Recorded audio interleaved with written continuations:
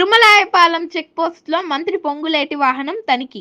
Election కోడ్లో భాగంగా తనిఖీ నిర్వహిస్తున్న పోలీస్ సిబ్బంది ఖమ్మం పర్యటనకు వస్తున్న మంత్రి పొంగులేటి శ్రీనివాసరెడ్డి వాహనాన్ని తనిఖీ చేశారు. ఈ సందర్భంలో మంత్రి పొంగులేటి పోలీసులకు సహకరించాడు. తనిఖీలు నిర్వహించిన అనంతరం పొంగులేటి శ్రీనివాసరెడ్డి ఖమ్మం జిల్లాలో పర్యటించారు.